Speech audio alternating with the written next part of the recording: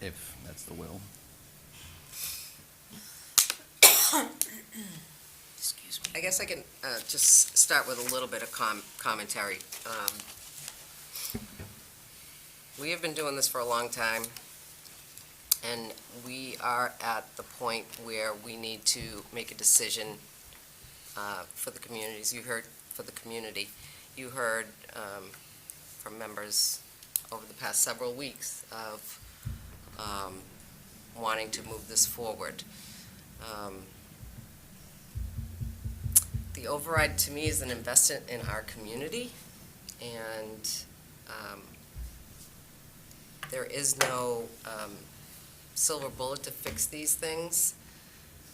And I think we, at least we and our other boards and residents, are aware of the situation we are in. So I think, to maintain our property values and to invest in our own resources, this is something we have to look at. This conversation is probably going to be hard, but this board is elected to be leaders and listen and then take action. So we are here to take action tonight. So I'll turn it over to Dennis. So I'll just say a couple quick things. I think I've been here 6 years, and this is probably the hardest decision that this board's had to make in the 6 years I've been here. So I just ask that the people who are watching at home understand that this board has spent the last 6 years looking at this issue, particularly the last 18 months, even more rigorously the past 6 months, and most importantly, over the past 2 months. The plan was always to have the public engagement session, to hear feedback from residents, to provide residents the opportunity to provide comment, and I believe this board has done that. And they've listened to the other boards in town regarding their concerns. As you know, you don't have to make the decision today, so if you don't feel like you have the information, we're happy to go back and provide you more clarity.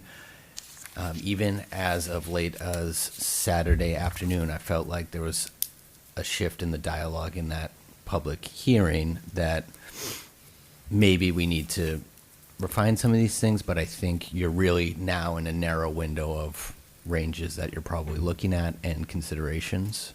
I spoke to Chairwoman Parker after hearing feedback about people wanting us, the select board, to decide sooner rather than later, and maybe it ends up being a quick virtual meeting to finalize any of the discussion. So I just want to make sure everyone knows at home that we're taking even those comments extremely seriously. So I'm just going to run through where I think we're at based off of the comments, and maybe it will help guide your discussion in terms of providing feedback or talk about how you guys want to handle it going forward. So I think one of the first conversations you should probably have is this single question versus pyramid question. We've talked about there's a baseline need, which is in that $9.1, $9.2 million range, which I'll run through these various scenarios, and we can run through it all and then come back to this. But there's the menu option, and Dave, I'll provide you guys the piece of paper here. There's the menu option was, do you want to fund this or do you want to fund that? There's the pyramid option, do you want to fund this, and do you want to fund this plus these other things? Or there's the single override question. I've drafted an example of the single override question based off of some of the feedback we've heard. And you could even take this and add a pyramid if you wanted to, but this is probably the cleanest, most appropriate way to phrase the single override question. I can run through the scenarios and then come back to this, but even if you just decided it's going to be a single question, that might be helpful for everyone going forward. I'm not going to go through 50 slides. I'm actually kind of tired of hearing myself talk at this point. When we talk about level service, these are the positions on the town side, and some of the adjustments that we're trying to make up in FY26. So if it fails, these are the types of things that are going. These are the types of things the school department is considering. This is a continuation of some of the items that are being considered at the school department.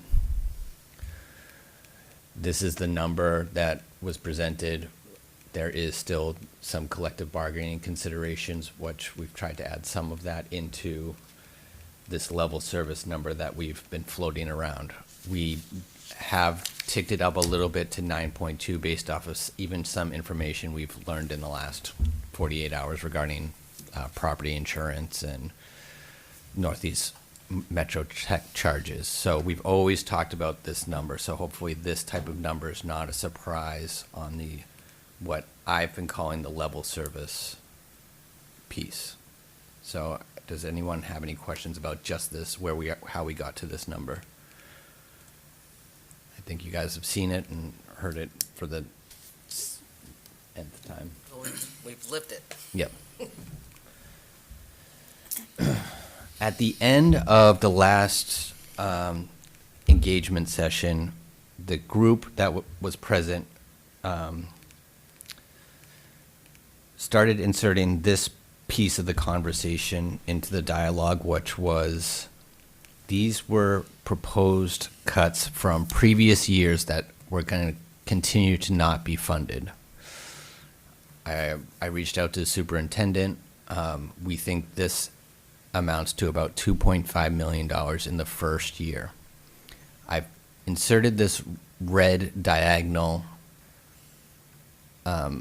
bar across because, you know, the school committee still needs the flexibility of maybe these are the things that were cut in the past, but maybe they're not the priority when you're going into the next fiscal year. There's a number of competing priorities and the environment's changed. But if there is a sense in the community or amongst the select board that there needs to be an additional amount of money to help restore some of these items / grow the school department additionally above the level service amount, this is an estimate that we've put forward with the understanding that we don't want to be the ones to say we're going to be adding point FTE for any of these particular uses. So I just wanted to use it as an example. These are the items that we've gone through several times in terms of police department requests, public works department requests, fire department requests. So the next slide is a summation of the full, I don't want to say it's full because it's a summation of the things that we've talked about in the most recent public engagement sessions and compiling all those together. And adding some growth factors. So if we added the town ads, I don't know why this red looks so bad on this screen, but the town ads plus the school ads changes the number to 14.6 million. And it shouldn't necessarily be a surprise because we've said in the public engagement sessions that the town ads in total would be around 2 million. Now we're seeing the school ads just from that one slide being an additional 2.5 million, and that is leading to 14.6 million. Again, there are other needs. It could go even higher. I'm just trying to map through the conversations we've had. What I'm trying to show on this slide is you could not fully fund all of those requests. You could choose a round number like $1 million for the town in the first year or $2 million for the schools in the first year. And in that example, it would lead to 13.1 million if you did funded $1 million of the town asks and $2 million of the school asks. And really, the options start becoming infinite once we go beyond the 14 million. So that's just how I've digested the previous rounds of meetings. I don't know how you've digested them. We haven't really talked about it, so again, just as a reminder, 10 million is around $1,200, 12.5 million is around $1,400, and 15 is around $1,700 on an average single-family home. We just showed this for those who are trying to calculate what the value of their house might be. You would just multiply it by how many X hundreds of thousands of dollars your home is assessed at in the assessor's office, not market value or what Zillow says. The deadline's February 28th, just as a reminder, for notifying the clerk. But that is just how I've kind of digested it, and I'm willing to take any feedback or direction.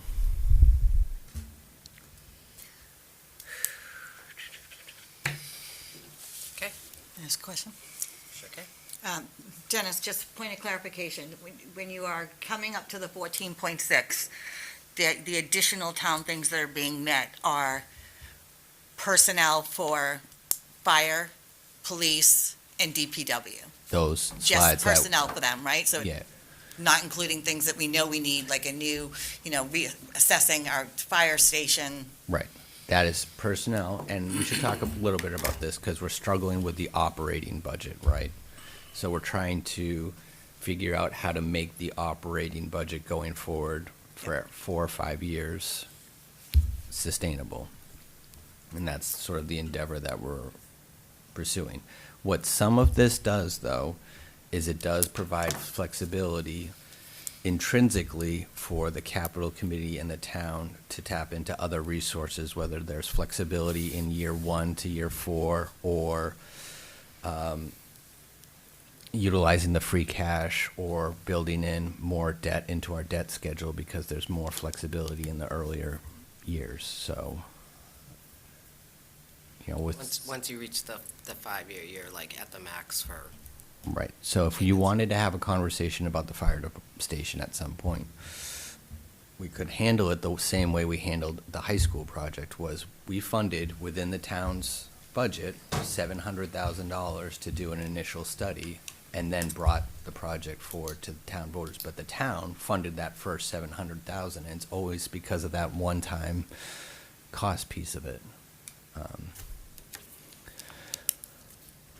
It does.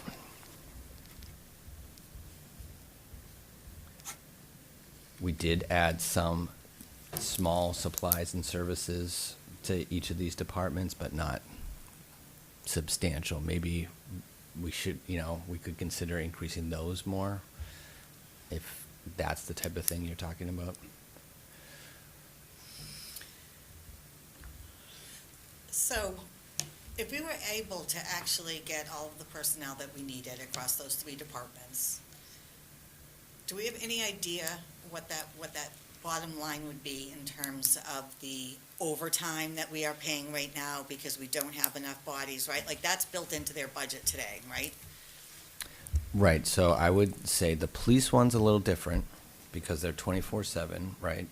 And when you have someone who calls out sick an hour before a shift starts, they do have the ability to force people onto overtime, right? So you have the regular patrol piece. With the fire department, you can start talking about the number of when do you call, what he calls as the callback, right? You're adding a lieutenant, you're adding a firefighter, and that's when he talks about you run 10 down to 8, or you run, 11 down to 9, and that ends up being a future conversation. mean, I know it's not gonna go away completely, right, but do we have some idea, just in terms of, I would say Like, I would actually, I should probably phrase this slightly different. I'm probably not. I think our overtime has been running low for so many years that any potential savings will just be getting the town to where it should be anyways. So it's not like we're going to be saving money on overtime. We'll be having some flexibility that would allow us to, when we do need the overtime, not be straining the other budget because the overtime's being expended so much. It seems to me like we have a number of places where we just don't have adequate staffing already. Like if we're running down to 8 at the fire department, it's not even like overtime is solving that problem. Like we just need more people on that shift. And so they're not actually replacing any overtime spending right then and there because we're still at, like, we're going from 8 to 9 or 8 to 10, and you're just adding just pure new people hours, man hours to spend. But it's good man hours. I mean, it's like you'd rather have 9 or 10 people on the fire trucks coming up and showing up at your house. I mean, that's, I think, was part of the solution here was you get a better service out of this at the end of the day, because we're uncomfortable, or I'm uncomfortable with sort of the level of manning on some of these conversations we've had. And I wish there was savings that would help us in this, but I feel like it's plugging some of the holes, and I don't know if that's a savings thing at this point. And even with something like the sidewalk crew, what that does is it allows us to attack a huge need in town, across town, but we still probably use contractors here and there for larger stretches of sidewalk, or we would just be diverting those resources from sidewalks to more streets. It wouldn't necessarily be a savings because people want us fixing the street and want us fixing more sidewalks. So some of these savings proposals are more, are we providing the service people want? I think, Madam Nope, Chair, go ahead. can you go to either one, the fire or the police? Please. Deputy Chief right there. So I talked to both chiefs because I wanted to bounce these things off of them because I'm not throwing anybody under the bus. It's just giving my opinion. This is what the discussion's going to be about. So when I see the deputy chief's positions in both departments, I am strongly against that because I think they can delegate to the captains and the lieutenants. Only because if you look at the numbers, with the population growing, I think you're better off having more people out on the street to answer the calls. So I'd rather see, I know you're adding 2 more patrol officers. I know it's almost like a game of chess, but you look at those numbers and the same with the fire. If not, then add maybe 1 more patrolman and then give a few more workers to the DPW that are actually, you hear the numbers, how many guys are out there plowing. I know there's other subcontractors that just come in there, but I think if we're going to start dissecting numbers, I don't think we need more management. I'd rather see line officers and more personnel in the DPW. That's just my opinion. Since we're on that topic, I don't agree with that. I really strongly, I like, if we were not putting line officers on, I would agree that line officers are more important. And they are more important. We heard that from the chief. His patrol division is the most important division. But there are line people going into all these departments. I think I like that there are command staff getting added in the fire department, and I like that there is 1 additional top-level management position in both those departments. There is only 1, I believe, Dennis, you can correct me if I'm wrong, I think there's only, literally 1 non-union management employee in both of those departments right now, and that is the chief. And I think it's important that they have a second person there who is oversight over the whole thing. I think there are a number of duties that are sort of a critical management type of duty that it would be good to be able to share among a pair of people. I realize it's an expensive position, and yes, it could go towards other line officers, but I just don't think 2 is too much to ask for in these departments. I think I'm not gonna go back and forth, but I think when you hear about the burnout with overtime and stuff, and I'm just thinking of these apartments, there's, 259 more on Franklin Street, 276 at the end of Maple, something like that. And then there's talk about Marjam and all that stuff being developed. I'm just looking at how many more calls they're gonna probably be going to in these apartment complexes and leaving less patrolmen out on the street. That was my concern, and more safety, I think, when it comes to that stuff. Madam Chair, may I make a comment? So I will plus one what Tim was saying, primarily because we have heard from both the police chief and the fire chief that they both feel that really to be able to run their departments as effectively as they would like to, they need that second deputy chief. I honestly don't think that the addition of a deputy chief will change the way that our current chiefs ensure that the needs of the community are continuing to be met, even if it means they're the ones that are, on calls and going out and helping whatever the community needs, right? I mean, they've always been willing to do that, and I don't think a deputy chief is going to stop that, but it's going to help them be able to focus on the areas that they don't get the opportunity to today, because they are doing so much of that, for lack of a better term, that grunt work, right? I get it.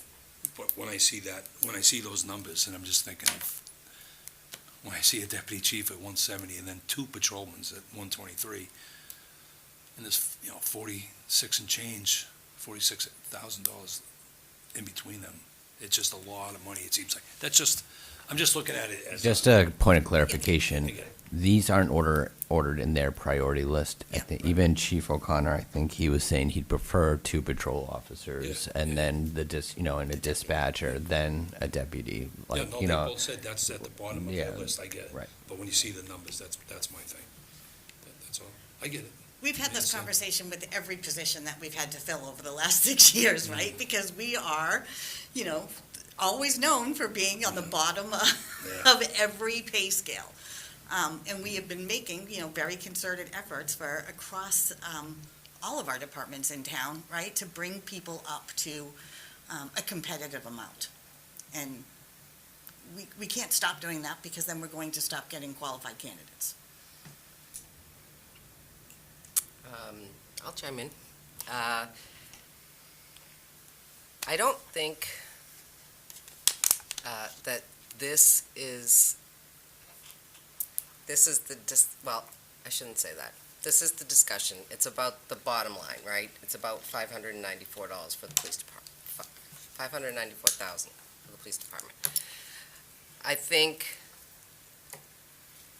we have department heads that will make these decisions over the next couple years.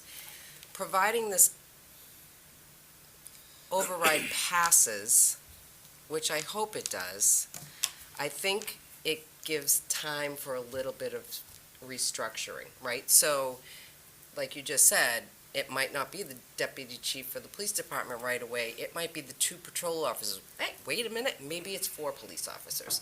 So I feel like we probably shouldn't nitpick over the titles so much.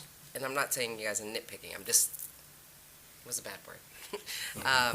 I'm saying, I think that our focus, the select board, is to hopefully get this override on the ballot, get it passed, and then this discussion happens. goes on forever from here. No, but what I'm saying is just what you just said. Maybe it's not a deputy chief that's really the priority in year 1, in year 2. Maybe that's year 3 or year 5. So, yes, I know it goes on forever. I think these numbers are really important to look at, and for me, it's about growing these departments that have waited for so long. You all heard it. Their statements are all online. People can watch them. It's, one of the person who spoke the other day said, it's embarrassing. It's embarrassing that our staff levels are these low. And I completely appreciate everything that these workers do, because they always are going to show up for us. It's time for us to show up for them. So when we talk about the positions, I feel like that's more Dennis and the chiefs and the directors to kind of figure out how they want to see that. I guarantee you, if we pass this override, we're getting more officers, we're getting more laborers, we're getting more firefighters. And that, to me, is paramount. I just think there might be a little bit of leeway in how that all gets decided. And maybe it should be discussed here, and maybe the department head should know how the select board feels. But I do think that it's important for us to kind of really figure out what we're asking and what we're asking for, or how we're asking, right? Yep. Go ahead. Okay, I'm gonna put a number out there and then we can start the conversation. I was just gonna say, so. Don't do it yet, don't do it yet. All right, have you to guys have the each write conversation. it down and open it up. I know, right? And we'll just take the average. No, but before you say that number, I want to say, I was looking at some old videos, meetings, and what this town really needs is $25 million. We are not talking about that. We are talking about just getting the town to where it needs to be and be good for 5-10 years. Like this, we're not here to be like, oh, we're, this great affluent community and we want to do all this fun stuff. We're talking about laborers, firefighters, police officers, senior center, library. Like, these are the important things that make up our town. And so I just wanted to get that big number out there first before you say whatever number you think. Go for it, Heidi. Okay. I would propose a $13 million override ballot question. So I wrote down,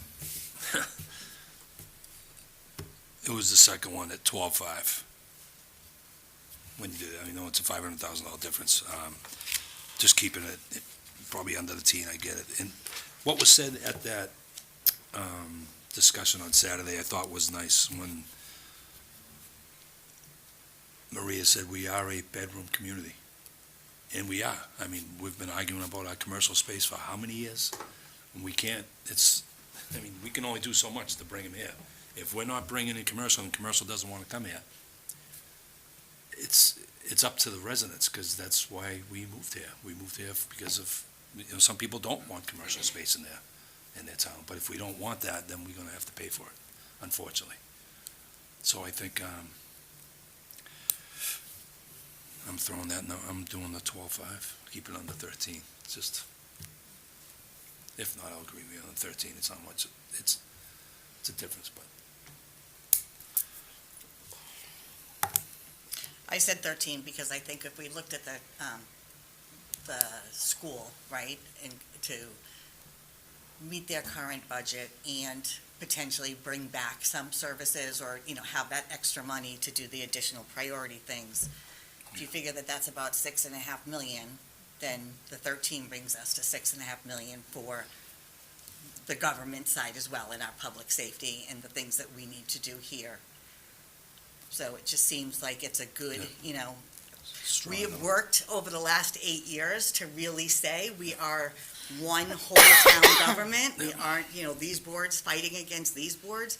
And I think that being able to say that we're going to put a number out there that is going to equitably support both sides is another example of us committing to working together. Piggybacking on that, and I agree with that, and I also agree with having just one number instead of multiple, Yep. because that's where the division starts. And we've worked hard to bridge I think that we gap, have one so. number and we have just the Yep. yes or no on this number. And things might change, because I know the delegation said that they have a bill in front regarding the charter, and I know the charter's at 9%, and they proposed 5%. The bill that we worked on was 2.5%. So even if we went at 5, the only thing that I would like to add, and if we could publicly ask them to support or change their bill, because I know the bill's changed, but coming from the delegation opposed to us as a tri-board, might be better if we changed. I know we were looking at 2.5 and they said 5, but if we could look at, because I didn't get an answer yet, and I know the charter schools after October 15th, they keep the whole, I'm under the impression that they keep the money. And so they're only in school for like a month and a couple days, and they keep the whole, it should be prorated, so if they could add that in to the bill, in a public meeting, asking the delegation to put that in, adding it on to their bill instead of us having a tri-board, it'd go a long way, I think. And those numbers hopefully would change, because then instead of the 3.4 million that they're dishing out, hopefully those numbers will come down. So, and I getting more money for the schools. I understand that, because again, I don't want to, that's on them. They have a lot to deal with, all the state mandated stuff, so. I'm just going to say two things. For those online that have your hand raised, I see you. We'll get to you as soon as the select board's done with their conversation, so just hang tight. That 9.1 is just level funding the town. So for me, that number is off the table. I think, in these conversations, as tri-board, we know, the schools are the big elephant in the room, but it's time for the town side to be supported. And I don't know what the school committee's gonna come back with. They're still gonna have to make cuts. They're still gonna have to make cuts. They're not getting the whole pie, right? Because we are going to be equitable to this side of the house. I'm not pitting against each other. I'm just saying that there are priorities, at least for me, on the town side.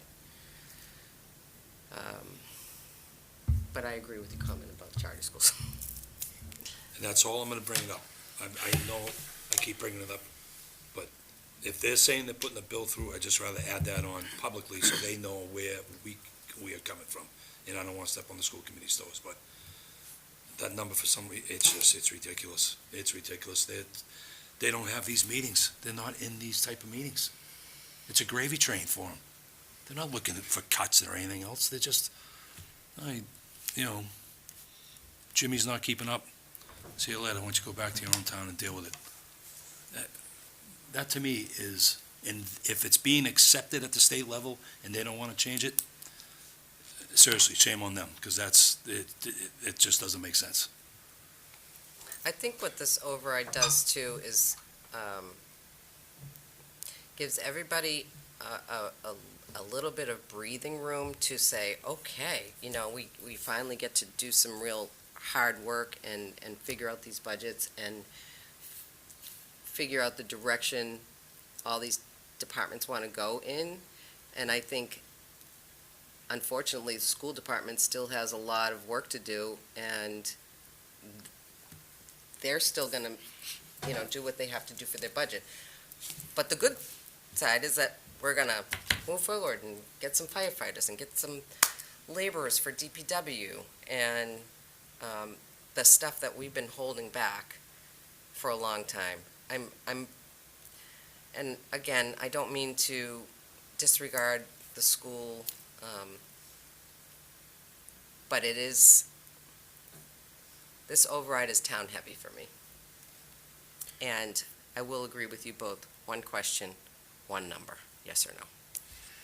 So, Dennis, can you go over to the slide that had the total that was level plus town?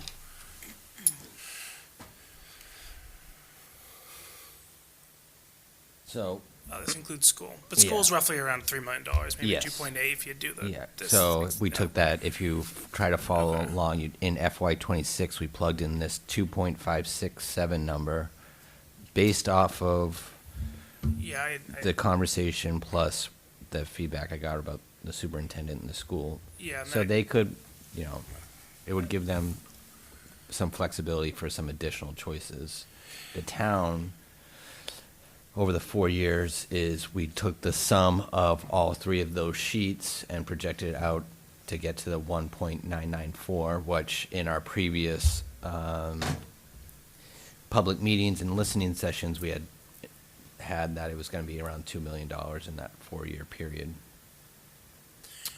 And so what we did, just for discussion purposes on the last one, if we're talking in this type of ranges, what we did was we said we'll fund an additional $1 million of town. Then we'll fund an additional $2 million of town, so not the 2.5.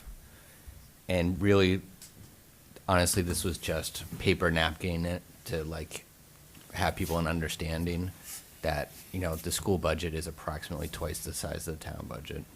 So I just think so this is sort of piggybacking off of a couple of earlier comments. I agree with Ramey's comment that, in my mind, the town, I want a town-heavy weighting here. I think the town is gasping for breath.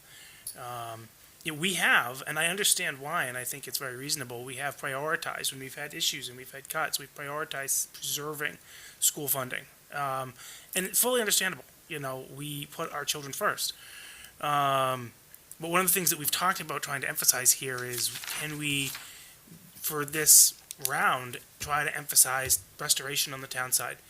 And so I want to really try to stick to that. But it doesn't mean that I want to leave them, I don't want to leave them at level. I like the idea, Heidi, you said it, of some equitable restoration. And so I am very supportive of giving the departments, and I hear your comment, Ramey, about, we don't need to get into the nitty-gritty about what the departments do with their specific roles, but giving them that space. If police needs $500,000 or $600,000, and that's what was on that sheet, and that will give them the space to make the restorations that they deem is going to improve the department, and we saw one example of the things that they can do, that all seems reasonable to me. I think that's a great idea. I want to sort of maximize their space to improve, because where they are now is just a place where a lot of improvement can be made. But I don't want to leave the school without also some ability to make improvements. Their past 2 years have been 2 years of real struggle, especially last year. There was a reason that we heard from a lot of folks, like, please do an override right now, because what they had to do last year was really hard. And so I'm not saying that we can get to $15 million to solve last year and the year before's struggle of the schools, but can we do a little bit? And so, $13 million seems pretty reasonable to me. That gets you a really strong town restoration, gets you the town with real improvement, and then sort of puts a down payment on helping out the school and says, let's see where we need to go after that. And so I like making a really strong effort on the town side, but also making sure the school gets some improvement as well. But keeping that number, 13 million seems like a reasonable number to me. As you start, I looked at that tax number as you get towards 15, seems kind of scary. And I agree with I know folks have been saying it, one and done. It's a yes or no. One of the things that I keep reminding myself, and we've been hearing, is tell us what the town needs. and then let us make the choice. And so what I think the town needs is it needs to make improvements on the town side, and it needs to start a restoration on the school side. And that's what I think that number would do. I mean, George, sorry. Sorry. I was looking at. No, I think I would, I almost forget what I was gonna say. Where was I gonna go with the number? Oh, with the departments. Shoot. It was dealing with the number, so I would agree with the 13 if that's the number that we're gonna put forward. With coming back to the discussion wise, having those two open discussions and the people that feel strongly opposed to it, I kind of wish they would say it or have shown up, because that way, I mean, we're trying to find solutions. We're here, the three boards have worked together to try to find solutions.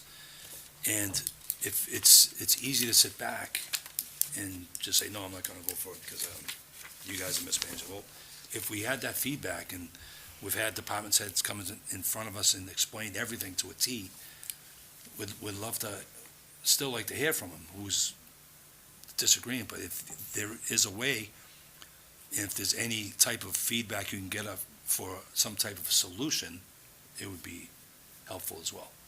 But I think we've kind of lifted underneath each stone here, so. I want to say something too, that, you know, with regard to this override, Dennis, you said it right when you started, you know, you've been here for 6 years, and we've been looking at these negative numbers for 6 years.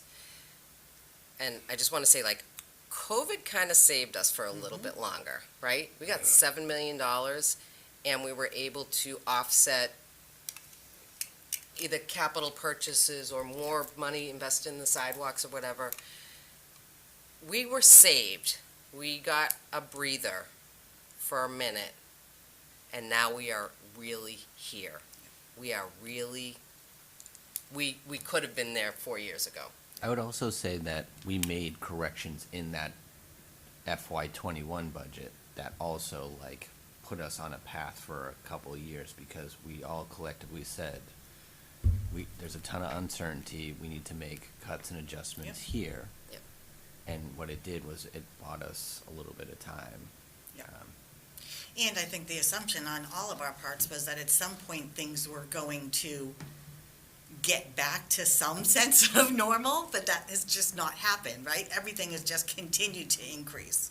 And I totally agree with you, Ramey. I mean, we were really lucky with the money that we got, both from the state and federally, that let us be able to plug a lot of those holes, but that faucet is turned off now, right? I mean, it's just not there. So now it is up to us. And we didn't use the ARPA for really any ongoing Yep. operating. We Operations. stayed Yeah, lean because on we that knew we whole couldn't, right? thing. Yeah, you couldn't use it for operations, no. yeah. And actually, that's a good point, because there is one other thing that I want to comment on, because I think that those are the two things that I've been hearing the most are, why did we not know that how did we not see this coming? And I think, like you said, we have been talking about this for 5 years. We've seen it coming, we've been poking plugging all the holes that we can, and we just can't do that anymore. And then another thing that I've heard going around a lot is, well, you had $3 million to buy the Arnold House, right? Where's that $3 million? Folks, remember, when we put the Arnold House purchase out before the town, we had said it was going to be designated some of that ARPA money, some of that free cash to be able to make up that amount.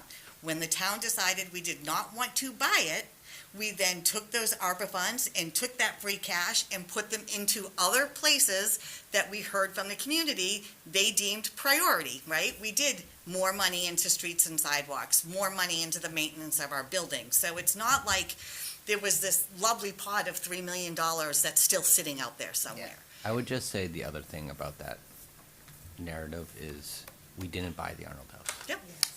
We just did. didn't buy it, so We didn't buy you it, can. Yep. We went through our due diligence. Yep. We put it in front of the took- town. We took consideration in the value and how much it was gonna cost us. We Yep. had a very public process. We had a recommendation from a committee. We did not buy the thing. So that's over. It's over. If it's all right with the board, I have a couple raised hands online. Want to take that? I would try to make sure that Yep, comments are I'm going to written give them the before. two-minute spiel. Anybody in the room that would like to say anything? Nope? Okay. Other people that were talked.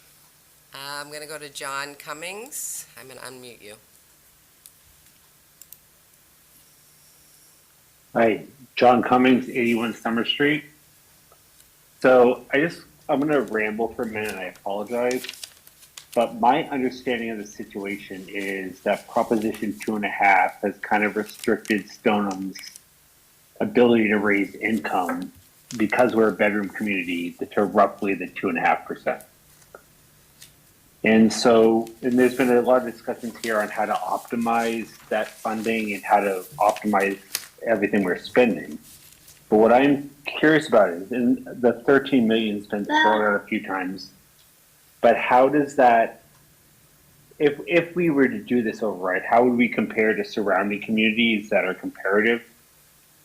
And basically, sorry, I'm rambling and I lost my train of thought, It's okay. but basically, yeah, so if we were to do this override, how would we compare to other communities around us, really? I guess, I have my other yeah, slides towards the back. Dennis can home. kind of tap into that. If you just give me a second. Thanks, John. Oh,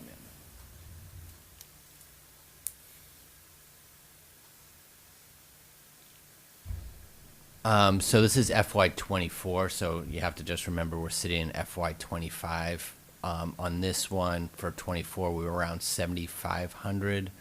I can tell you that some of these towns are talking about overrides or have already. So like Melrose is already talking about an override. North Reading just went and asked for a $10 million override. You have us. Winthrop is also in the middle of an override conversation. So this slide next year could be fundamentally different. And I have to double check. Danvers might start having that conversation soon as well.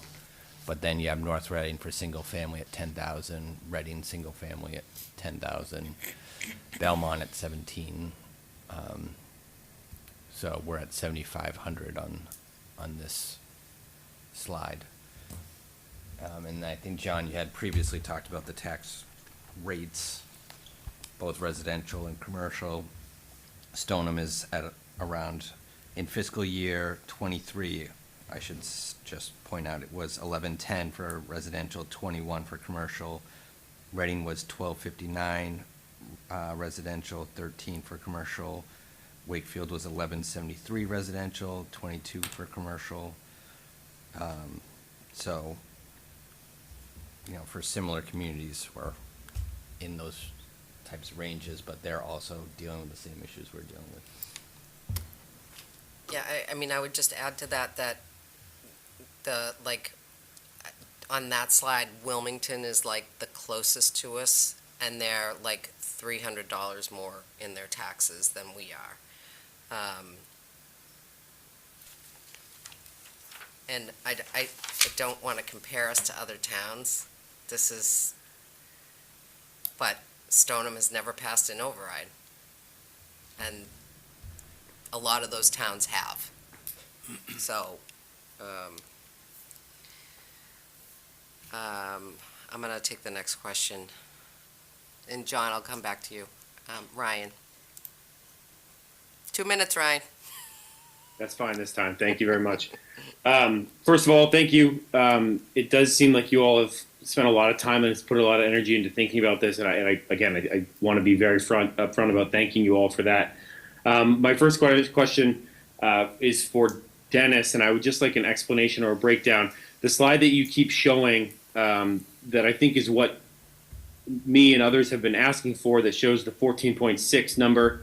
Can you explain what the difference to the average home in Stoneham is between $14.6 million and the $13 million number that's being thrown around. All right. My concern, So- and again, I only have 2 minutes, so if this Yeah. doesn't count against me, All right. If the chairwoman allows it, I just couldn't tell where the select board was going, so I couldn't run every single scenario. But 12 and a half was going to be around $1,400, almost $1,500, and 15 is around $1,700 change.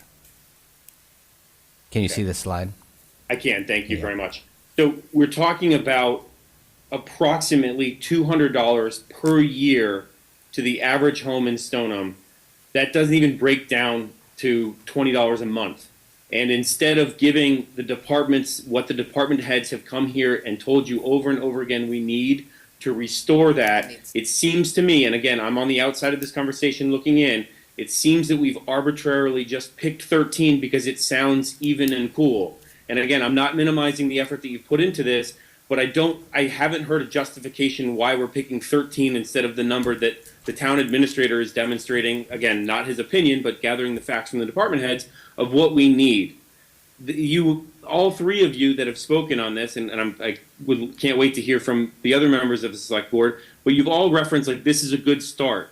This is a good down payment, I think is what Tim said a moment ago. And I think the comment was this time. If we do an override now, and it's any one of these three numbers that's being talked about, there may not be a next time. I urge you to consider the fact there may not be a next time. This is all we can get for a very long time, potentially, given the appetite this town has had. And I beg you, let's just do it once, rip the Band-Aid off, give our town departments what we need, do the 14.6. There is almost no difference to the taxpayer, which is what people really care about, and it restores the services that every department head has told you they need.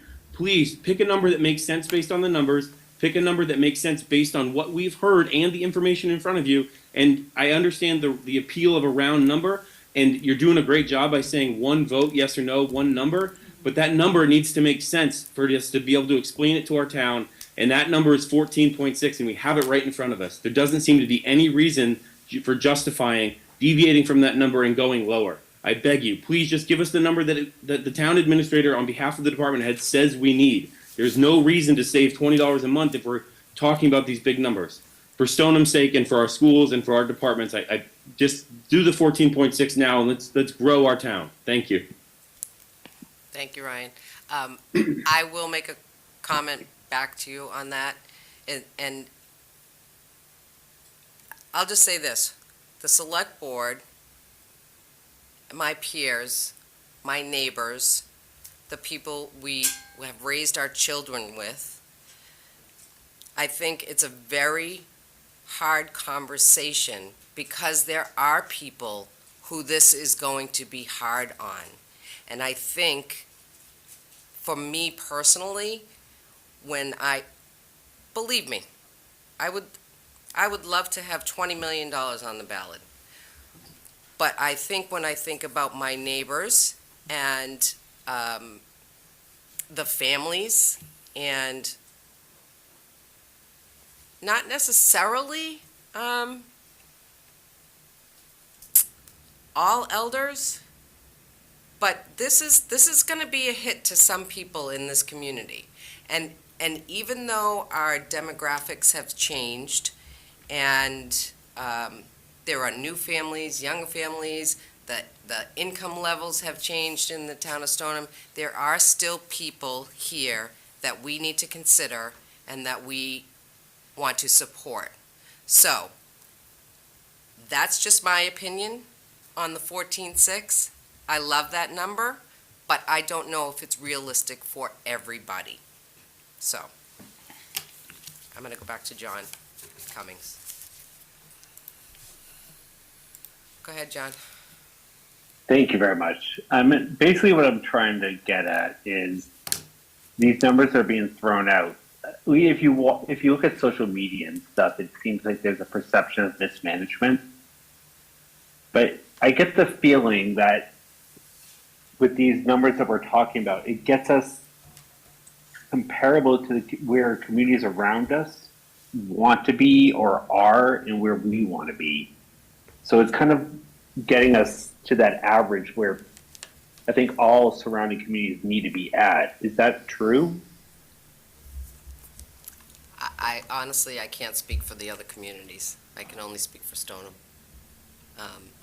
You know, that was not part of our narrative. Like, we didn't say, well, what is Melrose doing? What is Winchester doing? What is Wakefield doing? We're just talking Stoneham-centric. Yeah, that's just a matter of perspective, which is probably hard for us to say. All I can tell you is that Winchester went for a $10 million override, Melrose went for a significant override, North Reading went for a significant override, Winthrop went for a significant override. The challenges that we are facing as Stoneham is not unique, really, no matter how much their property tax value is, because it's really just the year-over-year increase that we've seen in the last 3 years between inflation, special education costs, and health insurance. And quite honestly, I hope and I pray that the state and the federal government figure out what the heck they're doing. Because in my mind, and it makes me so mad, you can probably hear it in my voice, the unfunded mandates, the special needs costs, the charter schools, the transportation costs, all things that are out of our reach, are what's killing our budget. Now, I hope and I pray over the next couple of years, this override pushes our town to a new level, right? A new Stoneham. And that they can figure out, guess what? We're going to give Stoneham $10 million more because of whatever has been figured out. Guess what? We can lower the taxes. We can go back. We can figure it out. I just think that there is nothing left for us to do but then to move forward. And I'm sorry if I'm getting so heated, but I'm going to go to Mary Shannon. Thanks, Ramey.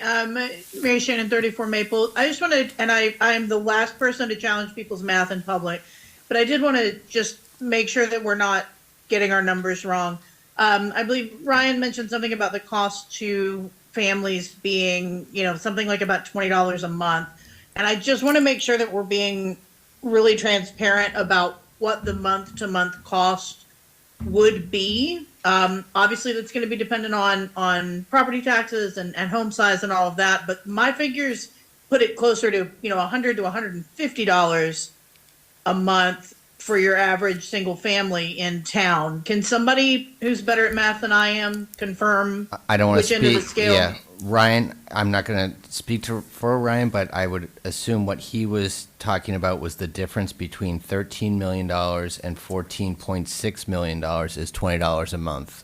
So the difference between those two numbers Yes. is where that $20 a month Right, was coming right, from. Right. And the math you're Okay. doing is from 0 to 13 or 0 to 14 million. Right. And okay, and that's it. I just think that's an important clarification, is because when we start with the messaging around this, I think the first question out of everybody's mouth is going to be, well, what does it really cost me? And so I know there's a formula to it. I just want to make sure that we're being really careful to not make it more confusing than it has to be, because it's going to have to be a very distilled message for it not to be misconstrued. Yeah, agree. Thank you, Mary Shannon. Thanks, Mary. Jessica Madam Ziegler. Chair, can I just say Oh, one- yep, can I just say Jessica, one hold thing? on 1 second, please. So when you hear these numbers and whatnot, and then if you start breaking it down, how much it would cost, Martha Buckley was a very strong person when we were going for that override, and if you listen to the math on a $3 million override and what that was gonna cost people, and these are the things you can put it in that type of scenario, but it's amazing. It doesn't matter. I mean, it was down to a cup of coffee. Mm. Or something like that per day, or it was something less, and back then I don't think there was any, what's that? Pizza a month? A pizza a month. Like, you hear these different scenarios, and we get it. But keep in mind, it was said, I think Ramey said it that Saturday, we built a new school, the timing, oh, I'm sorry, it was Maria. The timing of the school And then the costs, we had to go back and ask for money and, you know, COVID. COVID, it's just all these things compound. So when we hear it from, like, I hear it from my friends, you know, George, good luck, you know, and I'm getting lit up. I'm saying, you guys have no idea. It's, if you saw the numbers and then you try to explain it to them, you can talk to you blue in the face to them. It's just the number. That's why I wanted to keep it under, you could say 14.6, 15 million. I didn't want to hear a teen. I'd rather do 12.9, just so you don't hear that teen number after all the numbers that we put up. That's all. That's how we have to look at it, because we've been dealing with this for so long, and we just want to put the right number up there for the whole town. That's all. Yeah, can I actually add on to what you were just saying, George? I do think that there is, right, we've been talking for months about how, you know, we do less, we do more with less, right? We're always the most frugal when it comes to our own expenses. We have been making positive strides in the right direction through our fiscal policies and in being consistent, but not trying to overachieve on any of those directions, right? Our goal is move forward, you know, smaller steps, and we're going to get there, and we're going to be stronger as the town. And I do believe that by choosing a number that is going to come out at $1,500 or less, you know, for each resident is an easier conversation to have than, nope, we're just going to blow it all up and we're going to get everything that we ever wanted. That's not how we work. We have never worked that way. I think it is up to us to say, we know what we need to do to be able to move forward, and we need to be realistic about what the town is going to buy into. It's a matter of trust. Yep. And transparency. We are being very transparent as we possibly can.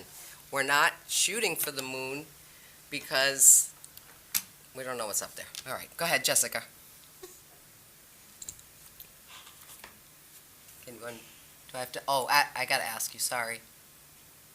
There you go. Okay, thank you. You can hear me now? Yes.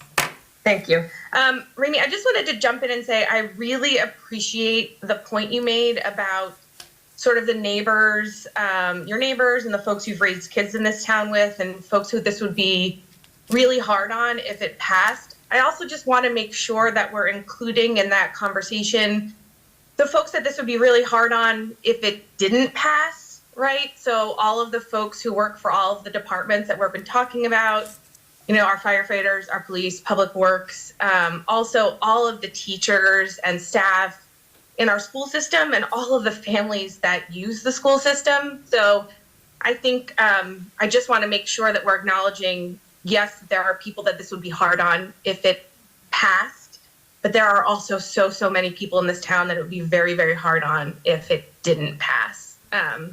So that's just me throwing that into the conversation and hoping that the higher of the numbers that are being discussed tonight are really seriously considered. Thank you. Thank you so much. Very, very good point. Marcy. Can you hear me? Yeah.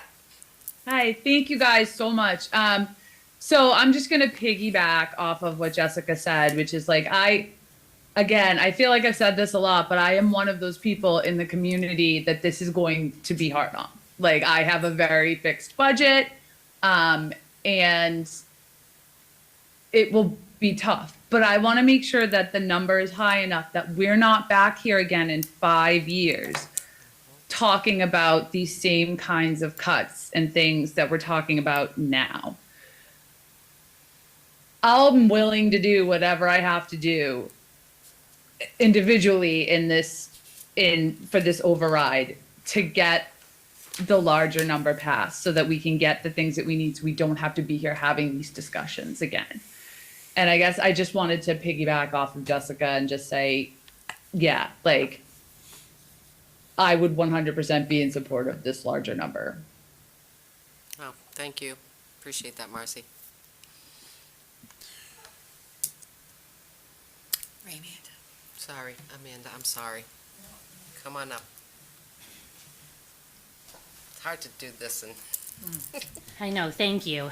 I am so appreciative of everybody on this board who's been listening to me talk for over a year now about how this needs to get on a ballot. And so thank you for finally bringing this forward, and I'm so happy about that. But I do want to echo what those who spoke before me said about I want to make sure that we are considering a larger number here. And I know that it's an incredibly tough pill to swallow, that amount of money. And I don't want people to think that, you know, all of us who are like yes voters are like, oh, who cares? It's just money. Everyone in this town is struggling right now. We're all struggling with inflation. It's terrible. But like what Marcy said, we don't want to be up here again in 2 years. I don't want to talk. I don't want to say the word override again after whenever this ends up being for years, forever.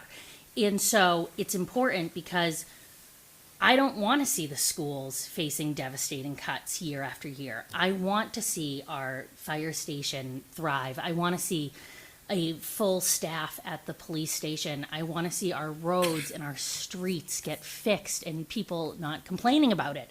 I want to see the library get everything it needs, the senior center. And so if it is an option, consider it, because I think there's a lot more support for that than you think. Just sitting here, people are texting me going, man, I wish they were putting 15 on. I wish they were putting 14. Ugh. Like, so, yes, the people who are against this are loud, and they often are talking about it pretty openly online, but there is a lot of support for this.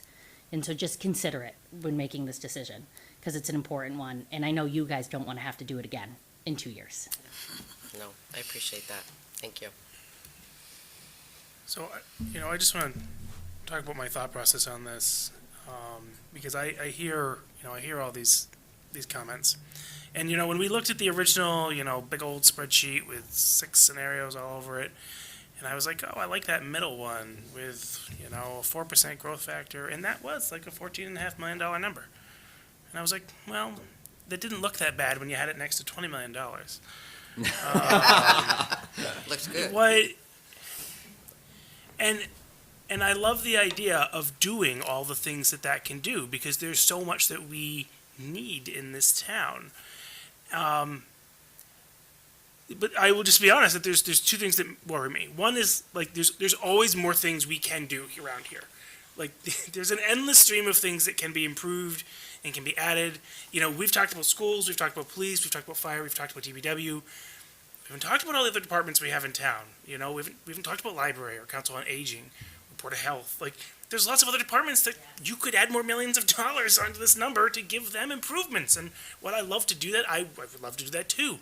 And it's like, somehow we have to figure out where we come up with a compromise that says this is a reasonable place for today. And that is a really hard thing to do.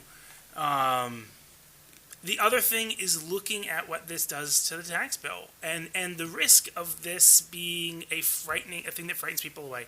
Every dollar we add to the total is something that makes it unaffordable to someone. It may make it unaffordable to another person, because to me, there's a few groups of people that may not be able to vote.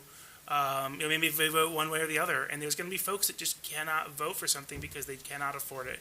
And so every dollar that gets added to the total tax bill that this is going to increase is going to be a person who says, I just can't swing that, as much as they may support the ideals of the override. And so the risk increases the bigger this number gets that it does not get passed. And that weighs on me as well. What is a feasible number that this town can bear that still achieves a lot of the goals that we've talked about?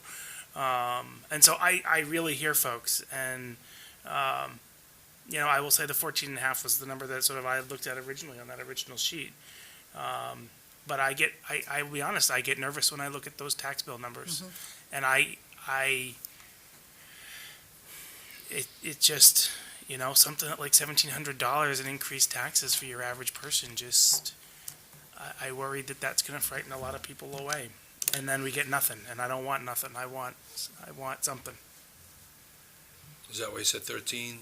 Because it makes it, instead of 1447, it's 1500. I think it Yeah. gets us a long way Yeah. towards where we want to be. Yep.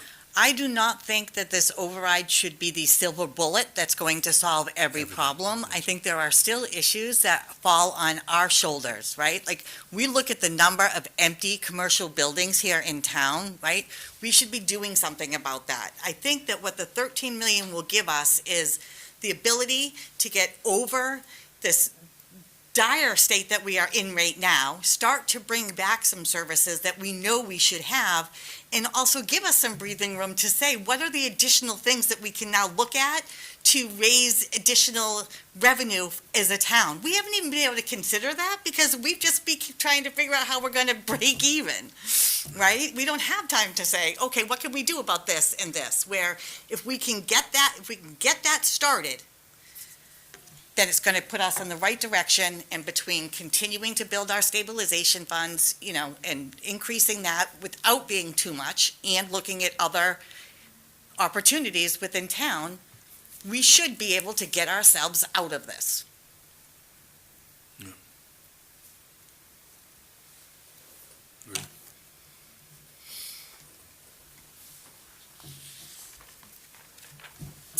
Um, Yeah. I have Ryan online again. Go ahead, Ryan.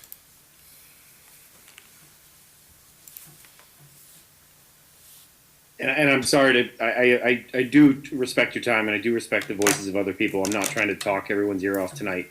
I get concerned when Heidi says something like, we got to fill the storefronts in our town. Dennis has explained to us as a town that doesn't change the commercial base. They say pay the same rent. I mean, obviously there are improvements that increase the assessed value and things like that. And then the other thing is we're talking about every dollar is an amount that somebody may not be able to pay. And Rad and Troy Lau and other members of our community have tried to educate this board to explain that the number that is asked for does not correlate to a yes or no. The appetite that we have now for growth in our town may be lightning in a bottle, and this may be our only chance. And so to arbitrarily, with no real explanation as to why, when it comes down to $20 a month, you're choosing a number that is giving our town $1.6 million less than we've heard every member of our department say that they need, and $1.6 million that we know that our schools need. And again, worst case scenario, if we don't need it and we're fiscally responsible, we can stick it in an investment account and then not need it the next time something comes up. We have the opportunity to do it now, and I urge you, pick a number that is supported by the data, not something that sounds nice. $14.6 million gives us that, and I urge you, please just do the number that makes sense based on the numbers. And again, if our town has $1.6 million surplus a couple years from now, I assure you that Dennis has a plan on ways to invest that will save us money and help us build a brighter future down the line. That pays for the $700,000 investment for the fire department, plus a little bit to get a good architecture in place. So there's things that we can do with that money. It's not going to go to waste. I trust the town to do that with that money. It's not going to go to waste, and we may not get this chance again. Please, $14.6 million gives this town what it needs. I beg you, don't pick a number that sounds nice. Pick a number that does what we need. Thank you, and I'm done. Thank you very much. Thank you all so much for listening to me and to listening to all of us. I appreciate you all so much. I just as a point of clarification, I think some of these numbers we're talking about might have been outside the range that was fully analyzed in terms of what passes or doesn't pass. I think there is, we have to just look at all the ranges that have been asked for across the Commonwealth and where this one's at. I didn't mean to oversimplify. I understand that there is a range to that too, and there's a limit too. So thank you. And I will say that there is a definite impact of the empty buildings that we see in town right now, where, we have a thriving theater and a few restaurants, but we have a lot of empty restaurants, so people choose to go and eat elsewhere and then just come to the theater. And then we lose that revenue for the meal taxes, as well as people that are coming to look at town and saying, I'm paying outrageous, potentially outrageous taxes on a very expensive house, but I have to go out of town town or to, miles away to be able to do the things that I want to do because I don't have a walkable downtown that I can go and do my shopping at, and not having good MBTA and transportation options for people. There are ways that we can help to increase that income through our filling up our buildings. Madam Chair? Yep. It just, and that's the other thing, I know people get passionate about certain things, but, trying to educate our board, I think having the pulse of this town for quite some time, being under the pressure of cuts all the time and hearing about the schools for so many years and, the burnout a few years ago with the policemen and being shorthanded with the fire all the time, DPW being short all the time. We hear this all the time. But how are these people going to invest in our community? We've been saying it for years. And it's not that it falls on deaf ears, it's just people are very reluctant. And that's why we're trying to do the right thing by choosing a number that the majority of this town is going to vote for. I think that's more important at this point. I get the higher number. It makes sense, but in reality, getting and feeling the pulse of this town, I think we have to do the right thing and pick a number that would pass.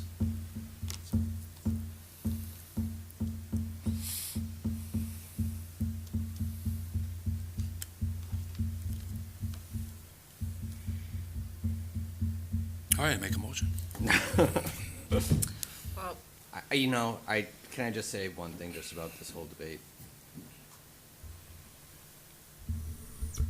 I don't know what's happening on social media or anything.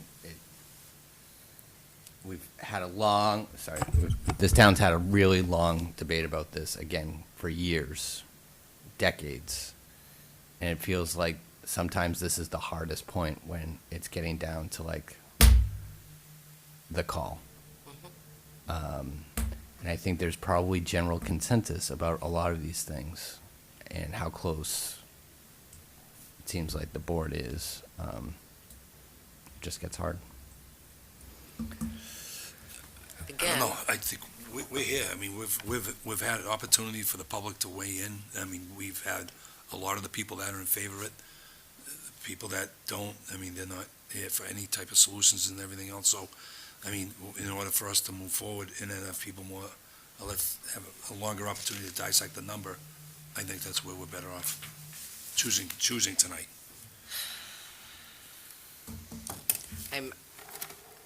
I haven't set a number, and I'm in between 13 and 14 million. And 14 million is about $160 per month, average family home. What's our average family? And that's another thing. Our average family home is worth $775,000. If we don't invest in ourselves and this override does not pass, I can only see the real estate not keeping its value.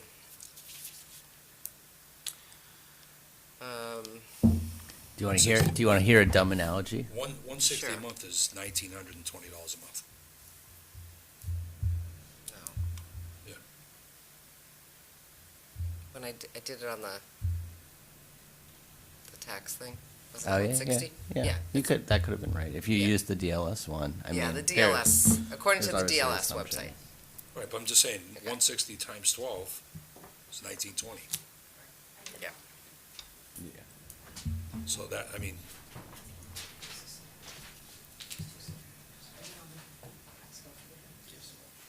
Thank you. And you're still talking about the traditional 2.5 every year coming forward, right? It isn't like this is a one-time number and then our taxes are going to stay at that rate. And really, for- the biggest comment that I've heard is the high school. of The course. high school plus this is. Well, to your point about the high school, we talked earlier about foreseeing this. And Ida, you mentioned we've been seeing this in the 5-year forecast for a long time, and we have. You know, those 5-year forecasts have showed negative numbers and issues with deficits in the out years for a long time. But we had a lot of problems to solve. One of them was the high school. We had COVID come around. And, you know, I think there was an understanding that our residents were bearing the cost of a new high school. You know, they had been willing to invest in that and willing to bear the brunt and bear the cost of taking on those taxes. And we had to give them some breathing room, you know. And finally, we need to solve this problem. And there's hopefully, some breathing room has been given between when we dealt with getting those increases in on for the high school and now this solution. But it still hasn't been that long since the high school went onto people's tax bills. And you know, and people were dealing with inflation at the same time. And so I think about how people's budgets are feeling between dealing with their own personal expenses going up, which obviously was part of our issue, as our budgets went up, dealing with increases for the high school, and now they deal with this. And we need this. It is something that needs to get done, but people are going to have a range of abilities to support this, and I want there to be a majority of people that are able to support it. Nick Snow, online. Hi, Nick Snow, 3 Crescent Ave. I just want to, I'm going to try not to make these snarky questions, but I think we're all, you know, running hot passion-wise because this is important to everyone in this town. Basically, is there any objective data to support the contention that asking for 13 million would be more likely to pass a vote in this town compared to 14.6 as the number that is on the slide currently being shown? And I have a sort of, to jump on the comments that were just made about the 5-year projection, that shows nothing but negative numbers for this town for the next 5 years. What is the plan for that? I'm firmly in the yes camp for voting for an override. I don't see a way that we all can't shoulder more of the total costs of operating the town that we all deserve and want to live in. But if we're going to keep running deficits and no one's coming to save us, to quote the congressman and the state senator who presented, what is the longer term plan? It can't be, we're all going to have to be back here having override discussions every year from the look of it. I may be misinterpreting that sheet, but it looks dire. So, do you mind, Nick, if I jump in and maybe answer that? No, of course. Go ahead. I'm done. Thank you very much. Thank you. So when we've always talked about this 9.2 the shortfall is basically at the bottom what the asks would be over a period of time. So the shortfall in FY26, which we've kind of heard from the schools and the town side, is in year 1, it's really 5 million. But we're trying to make sure we're not coming back, because if we just ask for 5 million in year 1 just to maintain services, we'd be back the following year asking for an additional $800,000, and the year after that asking for even more. So what we're trying to do is compound that number out so that it is sustainable over a 4-year period. We've used 4 years because we know our retirement is coming off hopefully in year 5, which would provide some breathing room in that following fiscal year for future conversation. But we're using the 4-year number based off of that item so that maybe we'll have an ability to have more conversations down the line. So when we're seeing these shortfalls, these are the shortfalls about, then it becomes if we're adding for new ambitions or restoring things that have been cut over decades. So we're not passing the override and then having a shortfall over that 4 or 5 year period.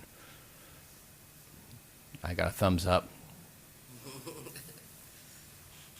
Good question, thank you. And I would, again, I would say there's on either side of the debate, there's no science between if 13 is a certainty or 14.6 is a certainty. It's everyone's trying to just use the political calculation. Did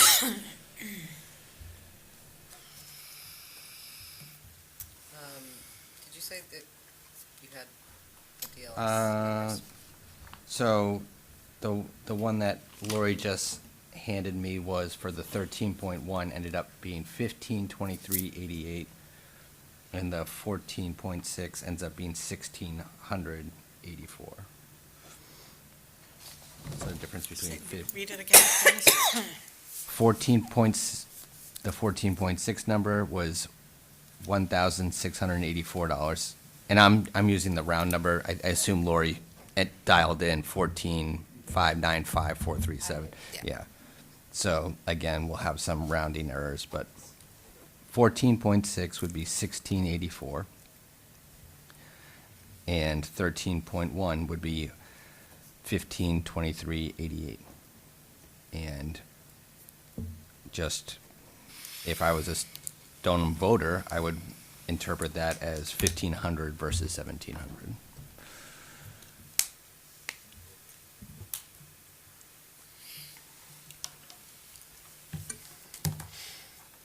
How do you guys feel about that? I have a Katie Kirkland. Hi, Katie Kirkland, 18 Hersom Street, Stoneham. I appreciate all the work that you guys have been doing. It seems to me, though, that everyone that is speaking, or the majority of the people that are speaking in favor of the override, are feeling the same way, that this is our chance to make our town be the town that we want it to be the town that we know that it can be. With the history of Stoneham's on non-passage of overrides, I don't see how we can fix this again in a few years. This is our chance, and I urge you, similarly to the many people that you've heard tonight, to go with a higher number that supports what our safety services, students, teachers, our whole town that's what we need. That's what the data shows. And I urge you to go with what Dennis has said, to the closer to the 14. Thank you. Thank you. I just need to be clear. I'm not endorsing any of these options. I'm just presenting the information. So I'm not rubber stamping any of these decisions. You've just done the work.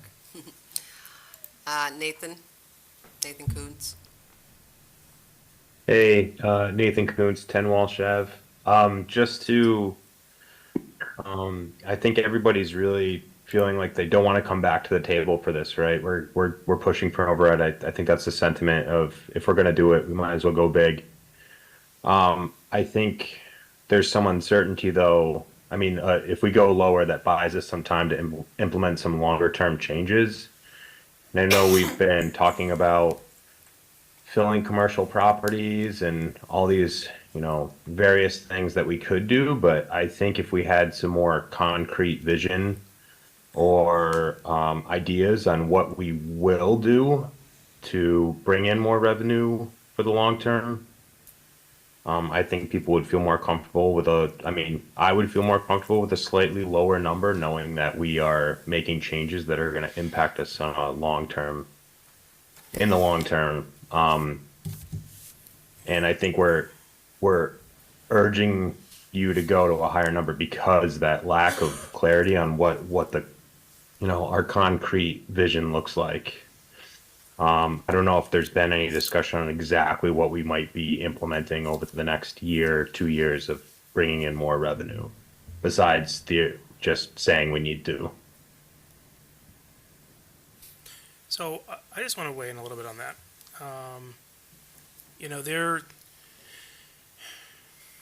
This solution deals with an imminent issue, and it's probably the only solution, barring a white knight, which we know isn't coming in from anywhere else outside of Stoneham, coming in to save us.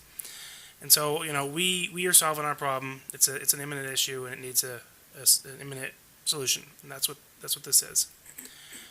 I think we've also heard people talk about longer-term planning and what can we do to improve our maybe medium and longer-term fiscal situation. And I think this question gets to that. If we think about the where our revenue comes from as a town, and we've talked about this being one of our challenges, it's that we really prize our character and our community of our town. It's a bedroom community. But obviously we do have commercial in our town, and that is an important component of bringing in revenue. But where does money come from that funds our town government? Where does new money come from? New money comes from this highly restricted 2.5% increase, which right now we're trying to go over with an override, or it comes from new growth. New growth is hard. That is new development. That's, the value of your property is either that you put something new there or you've improved it and made it more valuable because you've done something. Somebody's done something to their property here in town that's made that property more valuable, and so we get to tax it more. And so think about what that means as we make determinations. That's allowing people to do more on their properties. That is a discussion about what you want to allow in town. And the reason I'm bringing this up is because we're talking about zoning. We've mentioned this in some of these presentations. We're having a discussion around what things should be zoned in what places in town. What do you want to allow? Zoning is a big deal. Is what do you want to allow, where, and at what intensities? And that zoning sets out the rules to say what goes where, and then how much goes there. And that is a big component in growth. And in mix of tax base. We've also talked about the fact that commercial pays a lot higher taxes in this town than residential. And one of the challenges is we have a lot of residential compared to commercial, compared to other towns. So there's questions. If you had more commercial in this town, you would have less, they would bear more of the burden than our residents who have to bear a lot right now. But that gets back to a zoning question. It's sort of a boring, really, in the weeds topic, but it is an important one as we move forward and we think about the longer term planning of how do you, to some degree improve fiscal position. That is one avenue to do so. That's going to be something that we'll have public engagement around. What are folks interested in around that? What are folks willing to do? That's something that really, really involves public input. Like this, it's a thing about a character of the town. What do you want? Where do you want it in town? That's a really important thing in which the public needs to weigh in. So I just want to throw that out there. It's a really important thing that's going to be coming up, and I think it's relevant to this discussion because it's hopefully something that can also be something that gets us on a better path going forward. As we think about how do we get more businesses in town, how do we fill up those empty storefronts? How can we add more storefronts? I think it's a good conversation that we'll be having after this. Ben? So jumping on that, so when it comes to revenue, everyone says, what are you guys doing to bring up revenue? Well, ideas have been brought to the table and they've been shot down.